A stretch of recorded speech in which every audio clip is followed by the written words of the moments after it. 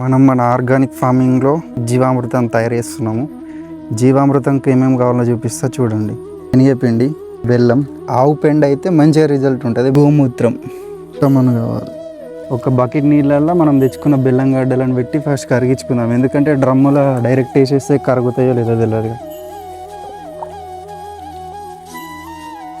ముందుగా ఒక పెద్ద డ్రమ్ము తీసుకొని దానిలో ఈ మోతాదు వరకు నీళ్ళు పట్టుకోవాలి, ఫ్రెష్ నీళ్ళు పట్టుకున్న తర్వాత ఇప్పుడు మనం తెచ్చుకున్న పదార్థాలన్నీ ఒక్కొక్కటి డ్రమ్లు వేసుకోవాలి. ఇట్లా మేమైతే ఫస్ట్ పుట్టమని ఇస్తున్నాం. ఇది గోమూత్రం. గోమూత్రం ఎంత ఎక్కువ రోజులు నిల్వ ఉంటే అంత మంచిది. కలర్ కూడా ఎట్లా చేంజ్ అయిపోయింది చూడండి ఒకసారి. తర్వాత శనగపిండి కూడా, బెల్లం నీళ్ళు మనం ఇంకా కరిగించుకున్నాం కదా, బెల్లం మొత్తం కరిగిపోయింది. బెల్లం నీళ్ళుగా పోసుకోవాలి.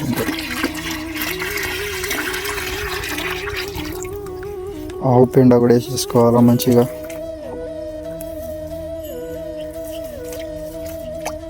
పెండ వేసుకుంటా వేసేటప్పుడు కొంచెం ఇలా కలుపుతుండాలి. ఎందుకంటే పెండ గడ్డలు పడకుండా లోపల కోంగని విడిపోతుంది అన్నట్టు.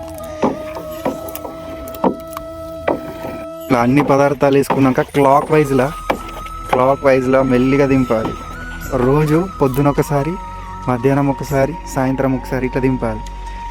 ఇట్లా దింపితే ఏమవుతుందంటే దానిలో ఉన్న పదార్థాలు మనం వీటిని ఏవైనా అడుగు భాగంలో ఉంటే మంచిగా మిక్స్ అయిపోయి అన్నీ మంచిగా కలిసిపోతాయి. అంటే ఒక వారం రోజులల్లో, అంటే ఒక 2 నుంచి 3 రోజులల్లో ఇప్పుడు ఈయన చేతిలో ఉన్న వాటర్లో మన ప్రపంచంలో ఎంతమంది అవుతున్నారో అన్ని కోట్ల బ్యాక్టీరియా ఫామ్ అవుతుంది.